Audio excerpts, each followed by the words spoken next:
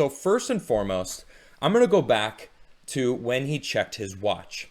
Now, that really pissed me off when I saw that he checked his watch. The fact that he checked his watch, I don't care. They're like, oh, well, the leftists are arguing on Twitter, right? They're defending him checking his watch with, get this, well, no, when he was adjusting his shirt and his watch was exposed. Okay, you know what? Maybe one time I can accept it. But it turns out it was after every single one of the servicemen who came out of that plane, he checked his watch every single time. Now, this is a first-hand account from the fathers, not just one father, multiples, that were like, is he still checking his watch? If he checks his watch one more time, like they were getting angry. It's super disrespectful. And he kept doing it after every single one was escorted off that plane. This man does not care about these people. He was there because he was told he had to show up. That if he didn't show up, it would be a much bigger situation. You got to at least go stand there. And, I mean, you should have saluted him, you know, whatever it is. This sums up a little bit more, but emotional fathers of Marines killed in ICE-K bombing says disrespectful Biden checked his watch every time a casket was removed from the plane during a dignified transfer. One dad slams the president for talking about his son more than mine. Interesting. It turns out that's the same research or regurgitated speech he gave to every single one of the parents. Oh, it's a shame that my son also died. All right, next. Oh, it's a shame my son also died. Next. He didn't care. One of the fathers was like, make sure you know the stories of our kids. And what did he say? Oh man, it's a long article. I'm not sure where it exactly says that in there, but he basically, the dad was like, you will know their names, you will know all of their names, and you will know their stories. And Biden's like, I know their stories. That's your response? Not, yes. Yes, absolutely. I absolutely will. No. I know their stories. In fact, that was the attitude of today when he was speaking to the American people. It was I'm reading the teleprompter, by the way. It says here, like, speak with emotion. All right, I'm going to yell loudly and say, we're going to get him. But also, I'm not going to take responsibility. And also, don't even think of being mad at me for anything that I did. How dare you? How dare you? I'm the president. You will accept every single thing I do. And if you don't, it's your fault. Or it's Trump's fault. Absolutely bonkers. One mother got her Instagram page deleted. Straight up deleted. Let me pull this article up. Facebook apologizes to mom of slain Marine, Kareem Nikoy, for deleting Instagram account. Oh, it's juicy. It's juicy. I have her one of her messages. I'm going to read it to you guys right now. President Joe Biden, this message is for you. I know my face is etched into your brain. I was able to look you straight in the eyes yesterday, and I have words with you. After I lay my son to rest, you will be seeing me again. Remember, I am the one who stood 5 inches from your face and was letting you know I will never get to hug my son again. Hear his laugh? Then you tried to interrupt me and give me your own sob story, and I had to tell you, this is not about you, so don't make it about you. Then you said you just wanted me to know that you know how I feel, and I let you know that you don't know how I feel, and that you don't have the right to tell me you know how I feel. You then rolled your effing eyes in your head like you were annoyed with me. And I let you know that the only reason I was talking to you was out of respect for my son. And that was the only reason why I then proceeded to tell you again how you took my son away from me and how I will never get to hug him, kiss him, laugh with him again. You turned to walk away. I let you know my son's blood was on your hands, and you threw your hand up behind you as you walked away from me like you were saying, okay, whatever. You are not the president of the United States of America, Biden. Cheating isn't winning. You are no leader of any kind. You are a weak human being and a traitor. You turned your back on my son, on all of our heroes. You are leaving the White House one way or another because you do not belong there. My son's blood is on your hands. All 13 of them. Their blood is on your hands. If my President Trump was in his rightful seat, then my son and the other heroes would still be alive. You will be seeing me again very soon. By the way, as my son and the rest of our fallen heroes were being taken away off the plane yesterday, I watched you disrespect us all 5 different times by checking your watch. What the F is so important that you had to keep looking at your watch? You are nobody special, Biden. America hates you.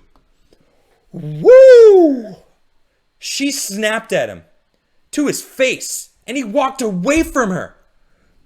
You stand there and take it, Biden. You take that. That's what a president does. But you walked away. I don't have to deal with this. You threw your hand up. Shame on you, Joseph Biden. Their blood is on your hands. You had every single opportunity to maintain control of Kabul, and you chose not to. You didn't have to close down Bagram Airport. You could have kept that alive as well. People could have had different avenues to get out of Afghanistan, but you chose not to. You chose to get out by today or by yesterday. Congratulations. You left Americans. You have their blood on your hands, and you're not taking accountability for it. That's what a leader would do. She's right. You are no leader. You are absolutely no leader at all. And she's also right. Trump had a plan, and it would have worked if you followed it. But you said basically from the get-go, day one, literally anything that had Trump's name on it, oh, it's bad. I got to get rid of that. I got to get rid of all of these actually good executive orders that he put in for the American people. Not to mention the deal that he struck with the Taliban that for some reason people kept ridiculing him. Whoa, he was dealing with the Taliban. Turns out there was a secret meeting that the Biden administration had with the Taliban also. Well, we're finding this out. They arranged some sort of secret meeting to arrange some Americans to get out. Yeah, I say some because not all.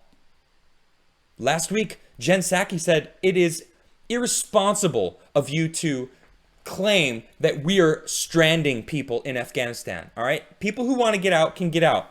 Oh, really? Really? Say that to the 200 Americans that are still left, supposedly, that we know about. 200. Okay? This is a tweet from Joe Biden. This is from last year. May. It's hard to believe this has to be said, but unlike this president, I'll do my job and take responsibility. I won't blame others. And I'll never forget that the job isn't about me, it's about you. You made every single one of those deaths about you. Oh, I just want you to know that I know what it's like. No, you don't. Your son went and served, all right? Turns out it was from depleted uranium rounds that he got brain cancer. Yeah, it sucks, okay? But he did serve. And thank you, Bo, for serving. It's a shame that he died. Absolutely. But because of Joe Biden's incompetence, these 13 members died. There's this tweet going around. Oh, you know, why are these conservatives now suddenly upset about these 13 members? What happened to all the other deaths? All right, first off, I'm not going to swear. I'm borderline really pissed off right now. You have to understand, conservatives care every single time American lives are lost. Every single time. So first off, how dare you assume that they don't care about all the former lives? that are lost in war. Every single one of them. I guarantee you there's not a conservative out there that goes, nah, I didn't care before. I only care now. They cared every single time. Why? Because they're paying attention. I'll be honest, I wasn't paying attention. Last year I had an awakening. Many of you witnessed it. All right? I'm paying attention now. And I know for a fact that these 13 members that died didn't have to die. Okay? You could have maintained control of the city. You could have kept Bagram open, but you chose not to. You chose to just leave. You gave them weapons. You left Americans behind.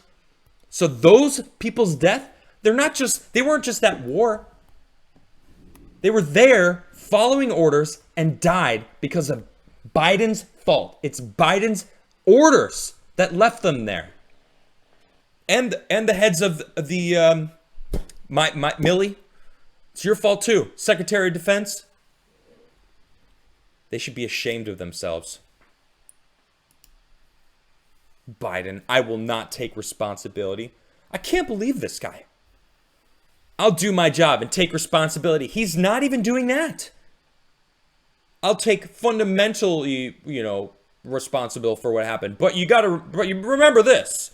Remember the truth. The former administration, the former guy, the previous administration, dude, no, you're the administration. It's your fault, Biden.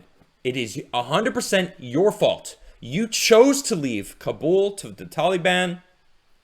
You gave them control. You gave them weapons. This is on you. 100%.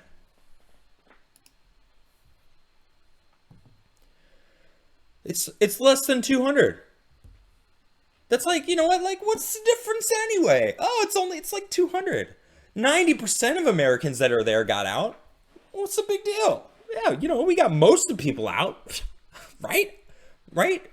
The State Department said there's always people that get left behind.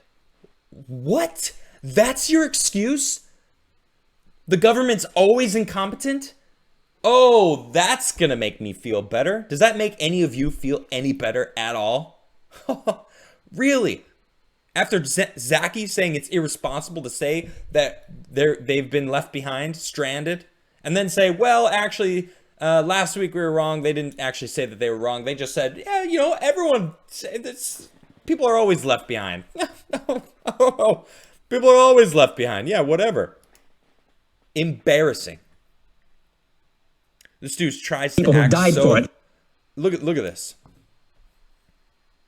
I can't believe this, too.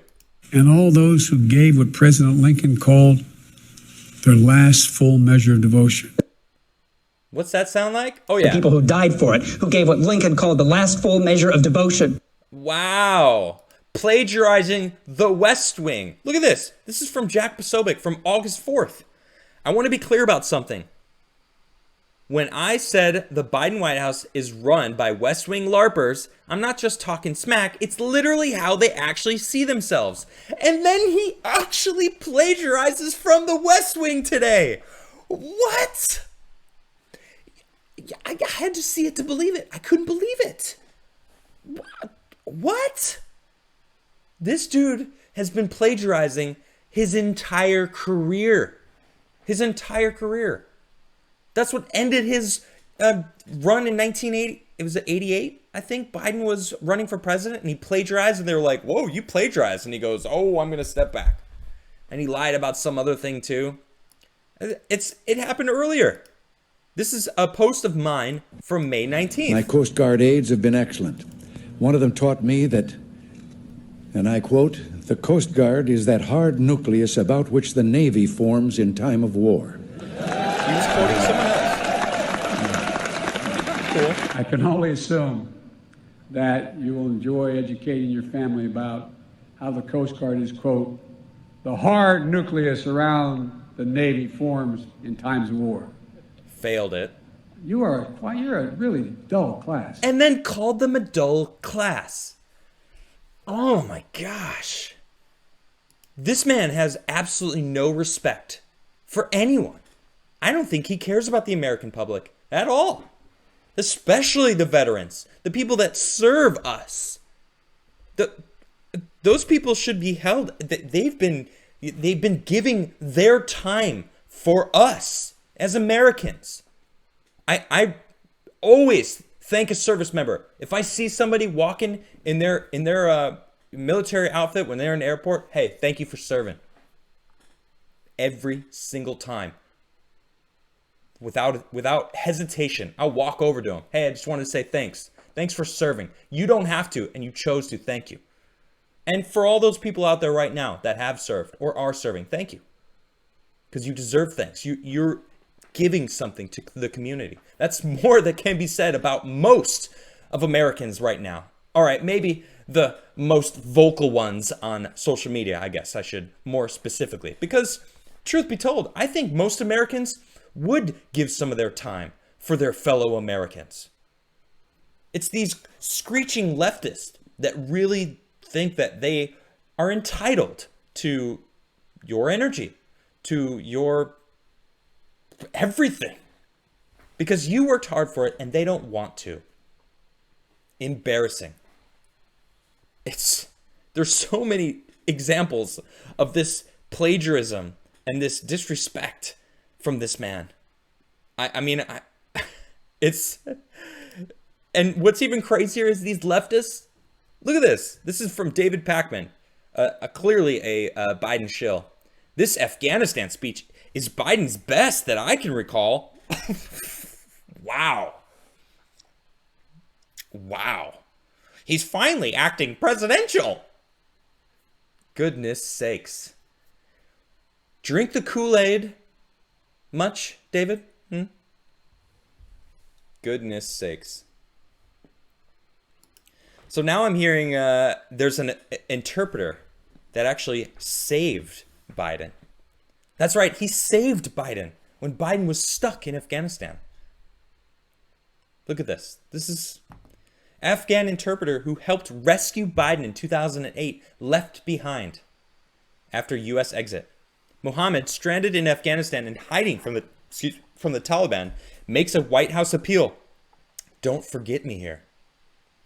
Insane. 13 years ago, Afghan interpreter Mohammed helped rescue then Senator Joe Biden and 2 other senators stranded in a remote Afghanistan valley after their helicopter was forced to land in a snowstorm. Now Mohammed is asking President Biden to save him. Hello, Mr. President. Save me and my family. Mohammed, who asked not to use his full name while in hiding, told the Wall Street Journal as the last Americans flew out of Kabul on Monday, "Don't forget me here," with his family. I wonder, was his name on that list that the Biden administration gave to the Taliban? He was an interpreter. He's been helping. He helped save your life, Joe. What if you were stuck there? What if they found out that 3 senators were in their territory and they came to get you? Instead, he helped you escape. And what are you doing for him now? An absolute shame. And then it gets, I don't know if it's worse. It's just equally terrible. All right. There's this whole story about how he left service dogs. So what happened is they left the military service dogs. Or at least that's what I'm seeing. This is from Veteran Sheepdogs of America. Update. Our efforts of rescuing has expanded to 46 military working, and now we are coordinating with our contacts and flights to get the dogs and rescue people out of Kabul on the same plane. This is them stuck in their cages. Oh, but it gets worse. Oh, it gets worse. That was from 2 days ago. I'm assuming you can guess what happened next. That's right, they left him there. All right, this is from John Curry. To correct the erroneous reports, the U.S. military did not leave any dogs in cages at Hamid Karzai International Airport, including the reported military working dogs. Photos circulating online were animals under the care of the Kabul Small Animal Rescue, not dogs under our care. Huh. Interesting. Well, I'm looking into it. And Oh, what's this? Oh, Elijah Schaffer. Love that guy. Oh, he did a fact check? Huh. Claim is the U.S. military did not leave dogs in cages at Kabul airport. True, the dogs weren't left caged. Instead, their privately funded evacuation plane flight was denied access to the airport. They were then released without food or water to roam as strays in the airport. Huh. In fact, there is footage of exactly that. Here they are. Beautiful dogs. That is quite loud, I'm sorry. Absolutely horrendous. Of course, I can't stand PETA. PETA kills animals. I don't know if you know much about PETA at all, but they claim to be so virtuous, but it's almost like they're like, they'd be better off dead, so let's just kill them because there's so many of them. It's a whole nother side subject, but even PETA's speaking out against them. This must be who Kirby was talking about. This is from SPCA, Animal Rescue. Because of Charlotte Maxwell Jones. Now, she is the one I mentioned at the beginning of the show that is basically hunkered down 7 miles outside of Kabul because she couldn't get out, because she couldn't leave her animals behind. She wanted to take them with, and she couldn't. Let's see. Her last update from Kabul, it includes timely information from the organizations SPCA, International, War Paws, Marley's Mutts, Animal Wellness, and Puppy Rescue Mission, who have been working nonstop to evacuate her and the military working dogs and pets under the care of the Kabul Small Animal Rescue. We are in regular communication with Charlotte, and our latest debriefing occurred August 30th, yesterday at 3 p.m. So it turns out that those military dogs are under the care of the Kabul Small Animal Rescue. So let's go back to Kirby's tweet, shall we? Let's go back. Let's go back and read that again. We're under the care of the Kabul. Oh, yeah, not dogs under your care. Yeah, because you gave the dogs under your care to her to care for. What a BS government gaslighting tweet if I've ever seen one. Oh, well, if you just give them control over the dogs, they're not under your care anymore, are they? No, they're under the... So then you can honestly say that, because that is technically true now. It is technically a true tweet. Those dogs are under their care. Interesting. What's that? Hillary Clinton? What? You hear that? Hillary Clinton saying something that I agree with? Wait, what? What is she saying? Don't vote for anyone you wouldn't trust with your dog. I disagree with Hillary Clinton? Wow. Didn't Joe Biden's dog bite like everybody? Or a bunch of random people? Pretty sure he was biting a bunch of people. Didn't Cuomo leave his dog behind? Try to get rid of it? Those are rumors. He's claiming that, no, he was trying to get someone to watch the dog. Yeah, some random person at the mayor's mansion. Why wouldn't you get a family member? Maybe your brother or someone you trust other than an intern or someone at the governor's mansion that you're moving out of, that you are no longer the government anyway. So like, why are you... How does that make any sense, Cuomo? Or not to mention Hillary, my goodness, I wouldn't... I believe you understand there, but yeah, I wouldn't trust my dog with any of these people. And they left him there. They just straight up left them. It is absolutely insane. There's a tweet from Julia Song. How it started. How it's going. This is the infamous picture that is going around. And there they are, stuck in their cages. In front of a busted up helicopter that we clearly left. Oh my goodness. It is absolutely ridiculous. Ridiculous.